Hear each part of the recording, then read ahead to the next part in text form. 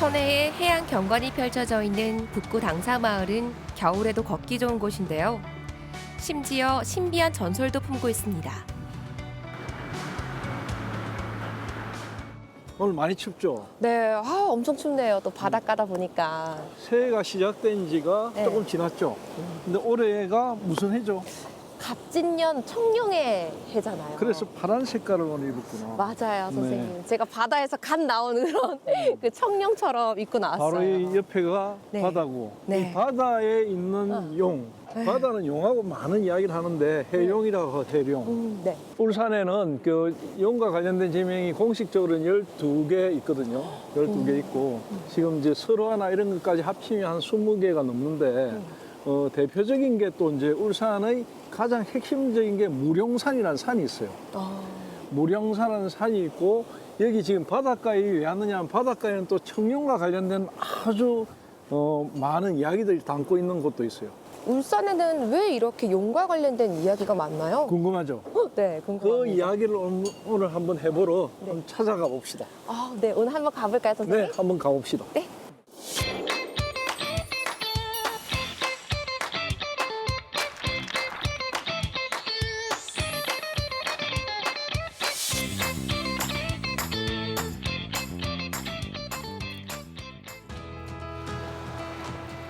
울산시의 심벌마크는 용이 여의주를 물고 힘차게 비상하는 모습을 표현했는데요.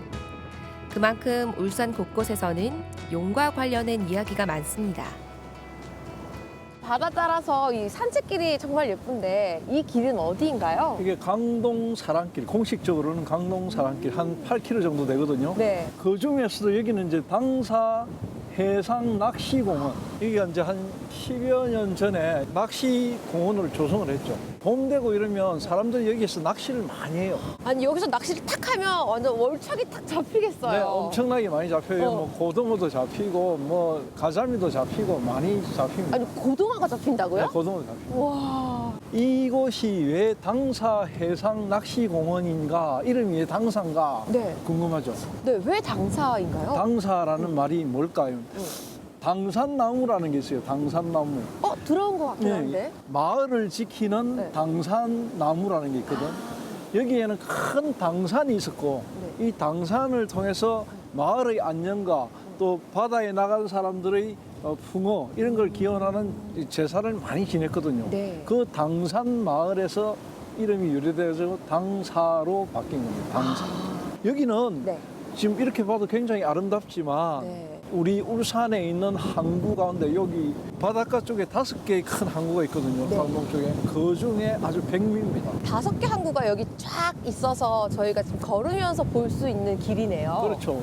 저 위쪽에 이제 판지항으로부터 시작해가지고 밑에 주전항까지 쭉 이어지거든요. 네. 아니 여기 보니까 되게 아기자기하고 되게 평화롭고 그렇게 보여요. 그렇습니다. 그리고 이제 여기는 또 오늘 우리가 용 때문에 왔잖아요. 네. 이 청룡과 관련된 아주 재밌는 이야기도 있습니다. 갑진년, 용의 기운을 한 방에 얻을 수 있는 당사마을의 용밤입니다. 이곳에 있는 이 명물은 강동 사랑길의 백미이자 대표 포토존인데요.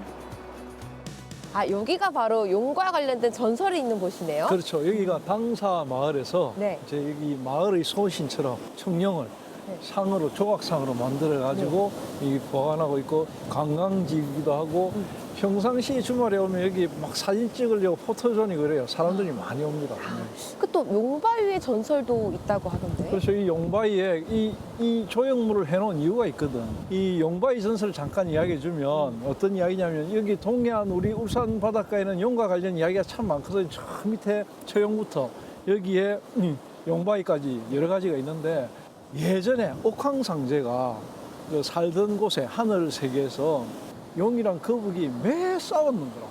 너무 싸움이 잦아가지고 하루도 조용한 날이 없었어요.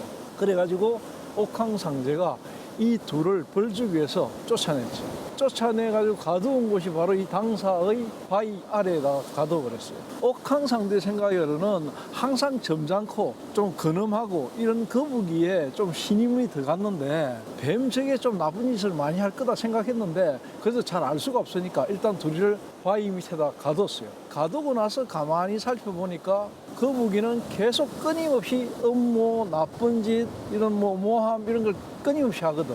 정말 잘못된 놈은 거북이구나.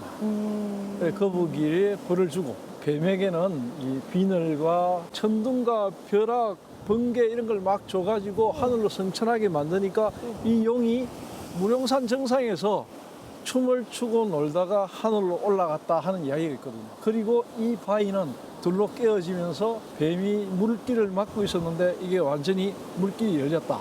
그래가지고 이 마을 사람들이 전부 나와서 기뻐했다. 그날 이후부터는 이 용이 바다를 수호해준다 해가지고 제사를 지내고 늘 신성시하고 그랬던 전설이 있습니다. 아, 그래서 또 당사 마을이기도 하군요. 그렇죠. 네. 그런 전설을 간직한 거. 그리고 지금 이제 이 강동 사랑길의 가장 백미, 바로 그런 곳입니다. 당사마을 주민들은 용바위를 마을의 수호신으로 모시고 있는데요. 용의 도움을 받아 마을이 번창했다고 믿고 있습니다. 아니 근데 용은 상상 속의 동물인데 우리가 왜 이렇게 사랑하고 또 설화 속에도 많은 이유가 뭘까요? 12지간이라는 게 있는데 12개의 동물로 띠를 만들었잖아요. 맞습니다. 그 중에 유일하게 용은 실존하지 않는 동물 맞아요. 없거든요. 근데 신기하게도 용과 관련된 설화, 신화가 없는 나라가 동양이든 서양이든 다 있거든. 신기하죠. 네, 왜 그럴까요? 모양도 비슷해. 단 다른 것은 네. 서양의 용은 전부 날개가 있어요. 근데 동양의 용은 날개가 없어요. 날개가 없는 대신에 뭐가 있죠? 다리? 다리도 있지만 비늘. 비늘이 있다는 건 뭡니까? 바로 물과 관련된 거. 동양의 용은 물을 통해 가지고 하늘로 날아가요. 그리고 우리 용소성, 용오름 현상 이런 네. 거 많이 이야기하잖아요. 등용문도 이야기하고 용은 바로 물을 통해서 하늘로 올라간다. 성천한다. 그런 이야기하죠. 그래서 동양과 서양의 용은 그렇게 다르고 또 하나는 이 용이라는 거는 사람들이 예전부터 상상 속으로 그려냈던 동물이긴 한데 네. 전혀 없었던 동물이 아니에요. 있었던 건가요? 그러니까 학자들이 오랫동안 연구한 결과인데 네. 공룡 가운데서 굉장히 목이 길면서 다리를 가지고 있는 이런 형상을 했던 이 용들의 화석을 사람들이 많이 판 거죠. 네. 그 동물의 뼈를 통해 가지고 사람들이 상상을 하는 거죠. 아, 이런 동물이 있었구나. 현재는 없지만 머릿속으로 그려낸 우리하고 가장 가까운 신성스러운 어떤 동물. 이걸 바로 용으로 표현한 거죠. 울산의 도심과 해안 경관, 그리고 산업 현장의 모습을 한눈에 담을 수 있는 북구의 무룡산인데요. 북구 12경으로 지정될 만큼 풍광이 아름답습니다. 여기 산 정상에 올라오니까 울산 일대가 쫙 보이네요. 그렇죠. 그 흔히 이제 북구, 울산 북구에서 이쪽 산 비탈을 좀 7만디라고 정했거든요. 7만디 중에 가장 핵심부, 여기가 무룡산 정상이거든요. 이 무룡산 정상에는 저기 보면 안테나가 막 있죠. 국내에서 최초로 스케이트 시설이나 통신 시설이 설치된 곳입니다. 아니 왜 무령산에 최초로 설치가 됐을까요? 이제 일본하고 통신하기 위해서 이게 대한해협을 딱 마주보고 있거든. 그런 것들 장점 때문에 여기 딱 만들었고, 그리고 여기 이제 국내 방송사들의 송신실이 여기 다 설치됐고, 그리고 파라볼라 안테나가 설치돼 가지고 국내 IT 산업의 어떤 발전에 굉장히 기여를 한 것이 바로 이 무령산 정상입니다. 무령산이 진산이다 보니까 아무래도 이 통신시설이 맨 처음에 최초로 생겨났나 보네요. 뭐 그런 부분도 있겠죠. 근데 진산이라고 우리 설아 씨가 말씀하셨는데 진산이 뭔지 알아요? 제일 좋은 산 아닌가요? 정답입니다. 제일 좋은 산. 네. 예전에 울산 이 땅에서 가장 좋은 산, 네. 가장 멋진 산, 사람들이 가장 우러러봤던 산이 바로 무령산이거든요. 지금은 이 진산이 조금씩 변했어요. 아니 그러면 그 진산도 변하나요? 그 역사에 따라서 지금 예를 들어 우리나라 같은 경우에 전체적으로 보면 백두산이라는 곳이 우리 민족의 산인데 지금은 이제 우리 땅이 아니잖아요. 그런 것처럼 시대나 상황에 따라서 이런 진산들은 조금씩 변하거든요. 1960년대 그 공업센터가 완성돼 가지고 공업센터가 시작될 무렵에 이곳이 분명히 진산이었는데 이곳이 이제 사람들의 삶의 터전이 조금씩 바뀌면서 하물산 자락과 문수산 자락 이런 쪽으로 이제 진산이 조금씩 변했죠. 북구에서는 7개의 산마루라는 뜻으로 7만리를 선정해 관광 콘텐츠를 개발해 나섰는데요. 무룡산에는 용과 물에 대한 전설이 전해 내려오고 있습니다. 무룡산에도 무룡이 들어가잖아요. 그래서 그 용과 관련된 재밌는 이야기가 있을 것 같은데. 울산은 그냥 용의 땅 이렇게 얘기하면 돼요. 그 용의 땅의 가장 중심이 바로 무룡이다 이렇게 보면 되고요. 용은 네. 물과 관계 있다 했죠. 여기 무리용이라는 데서 무룡이 왔거든. 무리용. 이 무리가 뭐냐면 물이에요. 물과 용을 결합해 놓은 게 무룡산이다. 지금 한자로는 뭐 춤출 무자를 사용하고 있지만 사실은 이제 무리에서 왔다. 이게 물과 관련된 게 그만큼 강하다. 세종실록 지리는 그 문헌비고라든지 뭐 울산 고업지라든지 이런 여러 옛날의 고문에 보면은 이 산에서는 해마다 기우제가 열렸다. 가뭄이 들거나 비가 필요할 때는 꼭 무룡산에 와서 기우제 제사를 지냈다. 하늘에 대고. 그러면 하늘에서 비를 뿌려줬다. 그만큼 이 무룡산은 물과 관련된 산이다. 영험한 산이었기 때문에 이 땅에는 함부로 묘를 쓰면 안 돼요. 그래서 사람들이 여기에 몰래 묘를 쓰거나 이렇게 하면은 산의 기운을 잃는다 해가지고 묘자리를 파내고 막 그랬어요. 그러니까 감시가 심했고 그 정도로 굉장히 사람들이 신성시했던 산이다. 물의 용이라고 했잖아요. 근데 산에 물을 찾을 수가 없는데. 예전에는 이 무룡산 정상에 큰 연못이 있었어요. 물론 나는 본 건 안 돼. 이제 그런 이야기가 전해 내려요. 어떤 이야기냐면 여기에 이제 큰 연못이 있었고 7마리 용이 살고 있었대요.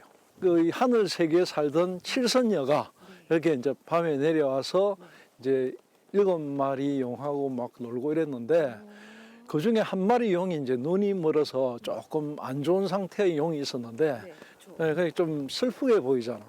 착한 선녀가 그걸 안타깝게 같이 놀아줬어요. 그런 이제 아름다운 이야기. 그래서 옥황상제가 그걸 보고 감동을 해가지고 이제 그 용에게 눈을 뜨게 만들고 이런 아주 아름다운 이야기, 사랑 이야기가 여기에 담겨 있는 산입니다. 비와 물을 다스리는 청룡은 농경사회에서 없어서는 안 되는데요. 우리 선조들에게 풍요를 가져다 주는 신성한 존재로 자리 잡았습니다.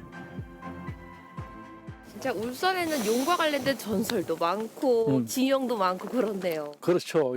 그런 어떤 용과 관련된 이야기들을 담고 있었기 때문에 이 산이 이제 진산으로서 여러 사람들에게 알려졌고 또 하나는 뭐냐면 용과 관련된 이야기는 결국 뭘 이야기하느냐면 용과 연못, 물 이런 거와 연결되거든요.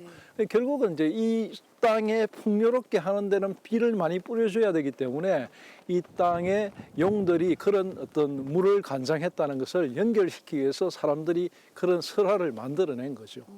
아니 근데 이 용의 그 모양을 보면 모습을 보면은 각가지 그 형태를 다 따왔잖아요. 그렇죠. 사람들이 상상을 하면서 가장 신성하게 여기는 어떤 모양들을 용의 모습에다 다 넣어놨죠. 예를 들어 낙타의 물이라든지 사슴의 뿔이라든지 토끼의 뭐 이런 형상이라든지 범의 발이라든지 이런 것들을 전부 다 그 안에 다 용의 모습에다 담아놨죠.